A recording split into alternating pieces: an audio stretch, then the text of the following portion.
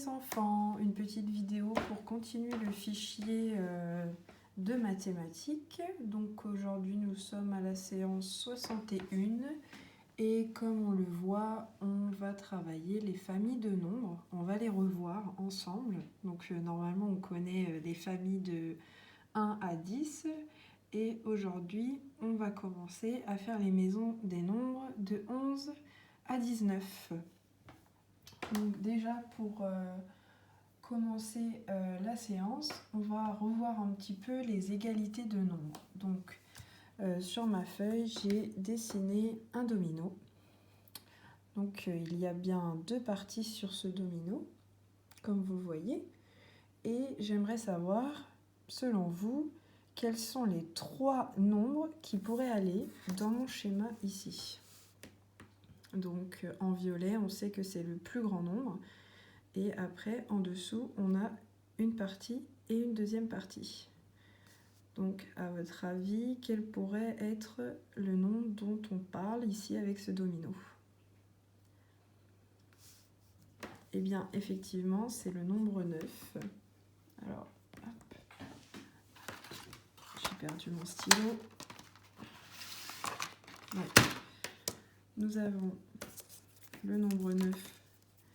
Donc, on a une partie ici, ça va être le 3.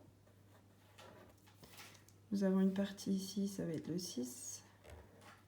Et on sait que 3 plus 6 ou 6 plus 3, ça fait 9.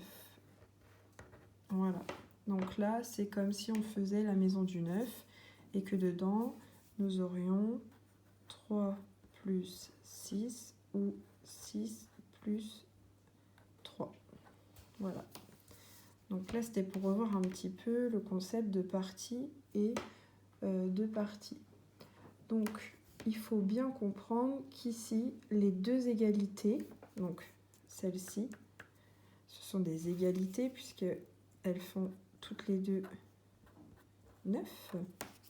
Eh bien, ces deux égalités, ce sont des additions avec les mêmes nombres, mais vous avez vu, ils apparaissent dans des sens différents. Et surtout, ce qui est important, c'est que ces deux égalités donnent le même tout, le tout qui est 9. Donc, si par exemple, je prends mon domino et je vais cacher cette partie. Donc, on sait que le tout fait 9 et je cache cette partie. Hop, on me rejoint. Si je cache comme ça, est-ce que vous pourriez me donner la phrase mathématique qui permettrait de trouver le nombre de points qui manque, le nombre de points qui est caché sous ma main? Est-ce que vous pourriez me donner la phrase mathématique, c'est-à-dire le calcul, pour retrouver le nombre qui manque sous mes doigts? Donc, effectivement, on fait le tout moins la partie que l'on voit, c'est-à-dire 9 moins 6, puisque j'avais 6 points que l'on voyait, et du coup, ça fait 3. Si je cache maintenant cette partie-là, je vais la cacher comme ça, hop, on sait que j'ai 9 en tout, et je vois 3. Quelle est la phrase mathématique pour trouver la partie qui est cachée sous ma main? Eh bien, on fait pareil, on fait le tout, moins la partie visible, et voici la partie qui manque. D'accord? Donc j'avais 9, j'ai caché 6, donc j'ai fait 9 moins 3 égale 6. Donc j'ai écrit ici les deux soustractions que l'on a eu besoin. Et du coup, j'ai marqué tous les calculs qui peuvent faire 9 avec le 3 et le 6. Donc on a une partie où il faut remarquer le signe. Ici, on a des additions. Ici, nous avons des soustractions. Et il faut remarquer qu'on a toujours les mêmes nombres. On a toujours ce trio avec le 9, le 6 et le 3. Et du coup, je vais aller faire ma maison des nombres. Hop, hop, c'est pas facile. Hop. Donc là, j'essaie de faire quelque chose de correct, pardon. Et là, nous avons fait la maison du 9. Voilà, on a fait la maison du 9 avec des additions et des soustractions. Chose que l'on n'avait pas dans la classe, puisque dans la classe, on ne travaillait que la maison du 9 comme ça. Donc bien évidemment, il y avait d'autres nombres aussi, hein. On avait trouvé d'autres additions qui faisaient 9. Mais là, c'était juste pour travailler à partir de ces parties-là. Donc après, on peut agrandir la maison et rajouter des calculs. Et là, c'est pour vous montrer qu'on a une partie avec une addition et une partie avec une soustraction. Donc, tous ces calculs, ce sont des égalités, car elles donnent à chaque fois le même c'est des membres de famille, quoi. Ils donnent le même nombre, le nombre que l'on cherche, ou alors à partir du nombre que l'on a de la maison, on va pouvoir trouver les parties qui le complètent. Voilà. C'est important aussi de savoir que, vous allez remarquer ici, je commence toujours par 9 pour mes soustractions. Pour les additions, peu importe l'ordre, ce n'est pas grave. En revanche, pour les soustractions, je commence toujours par 9. Donc j'ai bien écrit, attention, dans 9 moins 6, 9 est en premier car il est plus grand.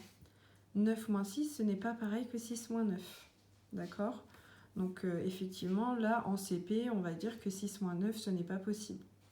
Je ne peux pas retirer 9 quelque chose alors que j'en ai que 6. Donc voilà, ça c'est très très important. Donc, pour revenir au fichier, nous avons Adèle qui, elle, a fait la famille du nombre 11.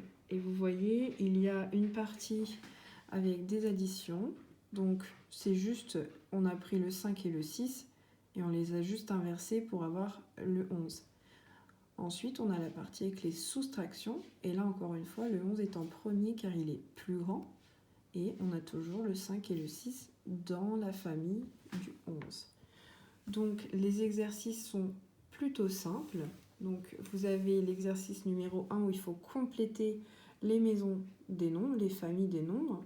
Et vous avez ici dans le toit, à chaque fois, les nombres que l'on va utiliser pour faire le résultat. D'accord ? Effectivement, 12, il peut être fait avec d'autres nombres. Mais là, on va se pencher sur le 8 et le 4. 13 peut se faire d'autres façons, avec d'autres nombres, mais on va se pencher sur le 7 et le 6. Idem ici, idem ici. Donc là, il n'y a qu'à compléter et vous avez l'exemple de la maison bleue pour vous aider. N'oubliez pas, ici, on met toujours le plus grand, je répète, d'accord ? Le plus grand. Parce que je vois que là, il y a des choses à compléter, donc ne vous trompez pas. Pour l'exercice numéro 1, ça continue encore ici, hein, donc la maison 16, 17, 18. Et Idriss nous interpelle en nous montrant que dans les autres maisons, on en a 4. On a 2 additions de soustraction. En revanche, pour la maison du 18, nous n'avons que 2 calculs, bien sûr, puisque regardez les nombres qui ont été utilisés pour faire 18. Et dans l'exercice numéro 2, on vous demande de trouver une famille du nombre 19. Ce qui veut dire que vous choisissez les nombres que vous voulez. Vous allez les mettre ici dans le toit. Vous allez remplir ici le schéma de famille. Et ensuite, vous allez nous faire les calculs vous-même, comme sur les exemples qu'il y a. Il n'y a rien de compliqué. D'accord ? Donc, voilà. Je vous laisse faire les exercices et puis j'attends un retour et je mettrai la correction, bien sûr, sur le site pour mardi. Bon courage!